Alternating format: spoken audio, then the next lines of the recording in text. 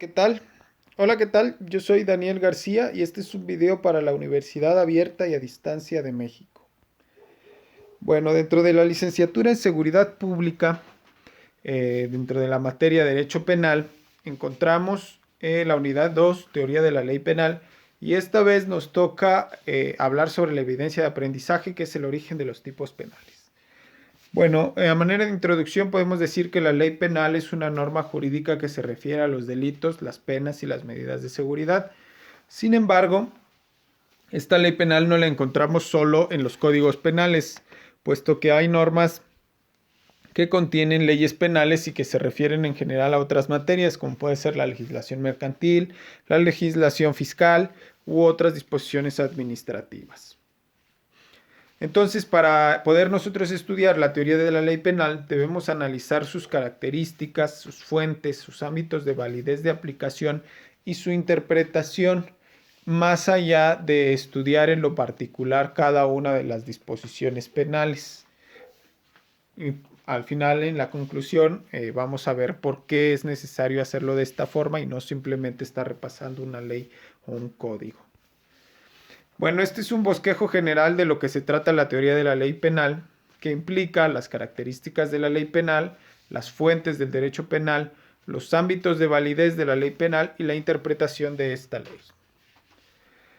Bueno, como características de la ley encontramos que es una función pública, pues en su aplicación interviene el Estado, es decir, el Estado como detentador único de esta potestad punitiva de aplicar castigos y de establecer conductas catalogadas como delitos. Es general y preventiva porque aplica para todos los individuos y porque si bien la existencia de la ley penal regula un castigo o una pena para quien ya cometió una determinada conducta, lo cierto es que la finalidad de señalar ciertas conductas como lesivas y aplicar un castigo, pues es con el ánimo de disminuir o de disuadir a las personas la posibilidad de cometer estas mismas conductas. Tenemos también la lesividad, que se refiere a que solo se aplicarán aquellas conductas que produzcan un daño. Pero este daño no es entendido únicamente en el sentido material, ya que la propia ley establece determinadas conductas que considera como lesivas de bienes que no son tangibles, sino que son creados por la propia ley o atribuidos a una persona por la propia ley. Su última característica es que se trata de, pues la ley penal es sancionadora y punitiva, porque aplica un castigo a las conductas que se consideran contrarias a derecho. Las fuentes de la ley penal las encontramos como reales, que son las primeras, que son los motivos por los que se genera el trabajo legislativo. ¿Qué es esto? Pues los fenómenos sociales o los fenómenos delictivos en sentido estricto, ya que hablamos de la ley penal, que son aquellos que dan pie a la creación de una ley penal.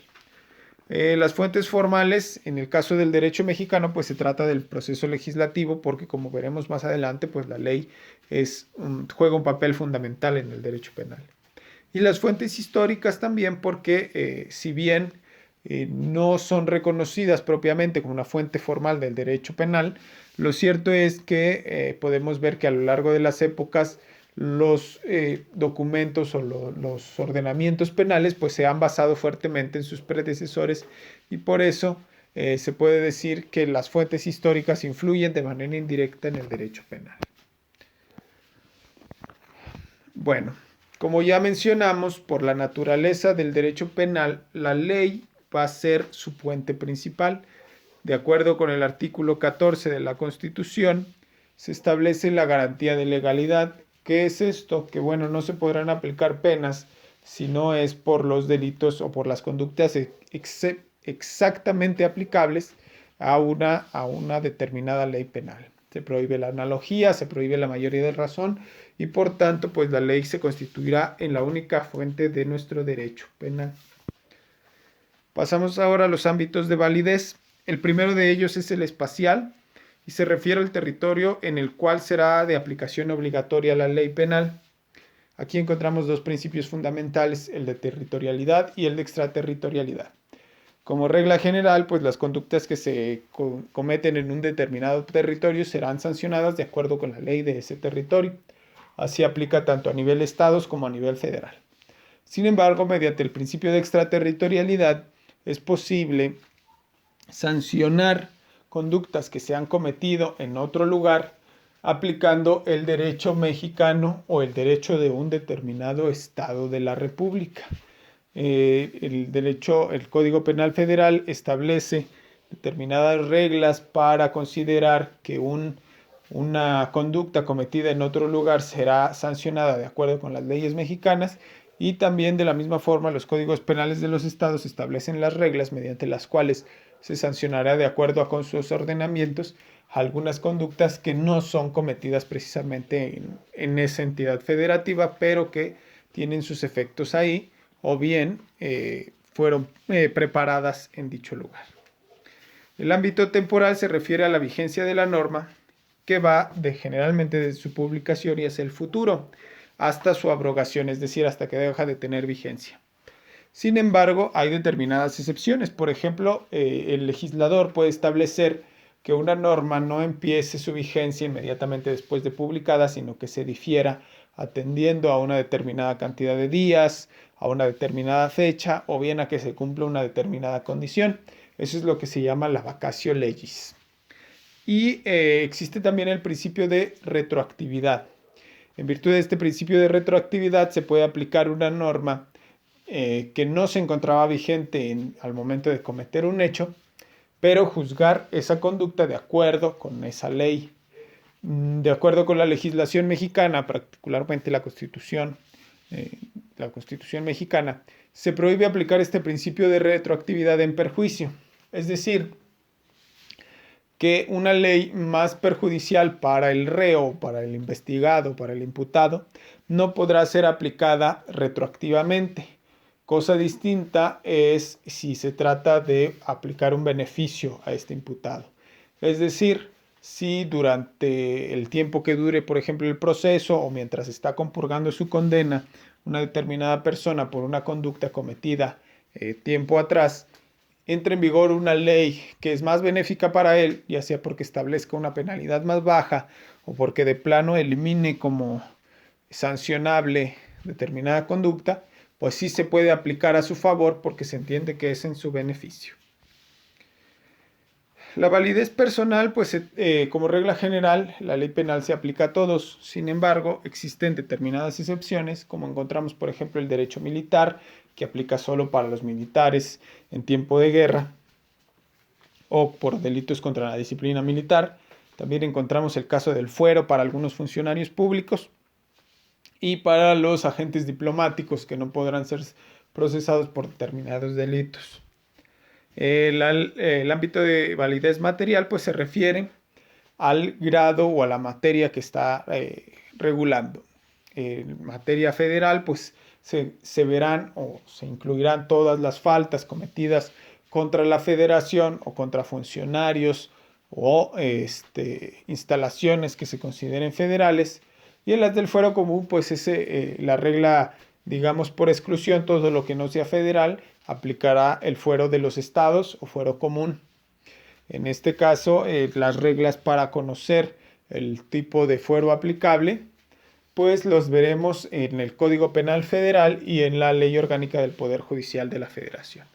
Como ya dijimos, el fuero militar pues aplicará solo para militares por delitos contra la disciplina militar o en tiempo de guerra. Ahora pasamos a la interpretación. Interpretar es explicar el significado de algo en general.